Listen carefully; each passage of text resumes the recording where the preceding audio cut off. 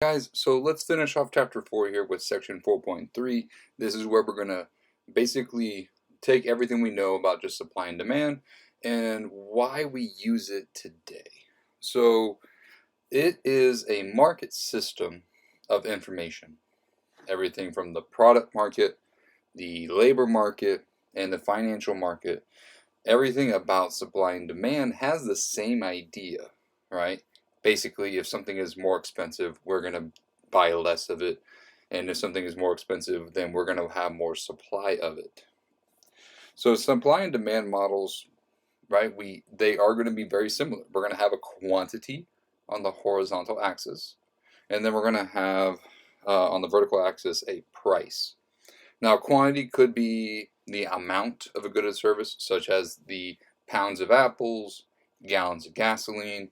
It could be number of employees. It could be quantity of money in the bank, right? And then in terms of a price, right? Price could mean the price of apples, the price per pound. It could mean the wage, the dollar amount per hour you pay for somebody. It could also mean the interest rate, because remember, the interest rate is the price of money. So all these things, right, are a price, and then we also have quantity. So the idea of supply and demand still holds true. So we don't really have, in terms of the daily life, we really don't need to analyze the market. And we don't need to break down the price changes and all the different factors that go into it. You don't need to, right? The basic thing is just looking at a situation and determining for you if you want to do that or not. All right. So, for instance, when I want to go to Florida for a vacation and I'm trying to plan out my vacation, I make a budget and I look at the plane tickets.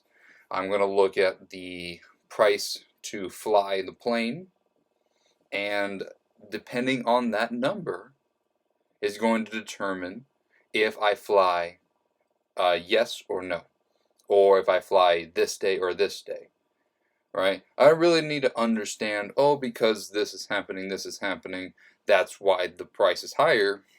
Most of the time, day to day, I just need to know, well, because that price is higher, I'm not going to buy it. I'm going to buy it on a different day. Because what we're really doing is if we had people just doing what the market allows you to do, yes or no, we are eventually going to get to equilibrium. Okay? So, like a farmer, he doesn't only need to know that the price of oats has risen and that it will be profitable to expand production as a result. Right? That's the only thing that he really needs to know if he wants to do more oats, is just what is the price of it. And that's going to be his decision.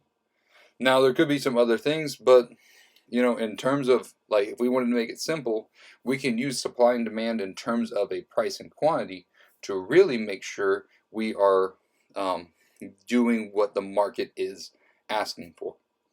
Okay, so if a price is too high, don't buy it. Because if you don't buy it, and a lot of people don't buy it, what does that mean about price?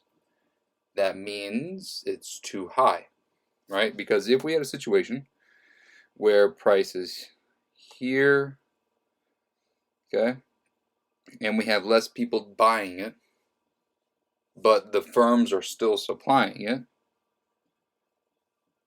we're creating a surplus. And now, at the longer that supply sits on the shelf, what is eventually going to happen? What would a HEB eventually do? They would put that yellow sticker on there that says you can buy one, get one free. You can buy one, get 50% off. They are trying to lower the price, because if they lower the price, guess what happens? Boom, we reach equilibrium. So you don't need to understand why the price is higher sometimes. Maybe it's helpful as an economist to really use it to understand, why is this happening? How are the markets connected? But in terms of just daily life, just understanding, do I want to buy this, yes or no? That's really going to come back to your choice and how happy something makes you. And the market graph is a really good way of showing you what is too high and what is too low, and how we can reach equilibrium. Okay? The next thing about the market graphs is that they're all kind of connected. And we talked about this with the labor market. Because if you are demanding more of the product, you need to make more of the product. And how can you make more of the product? You need to demand more labor. And by demanding more labor, what happens to wage? Wage increases. And we can keep going around and around. So they are connected. So we like to use the market system for information. What is happening in the market?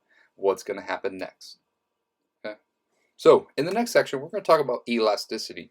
And that's going to be a very interesting topic. There's going to be a little bit of math involved, but I'll be here to help you every step of the way. So I'll see you there.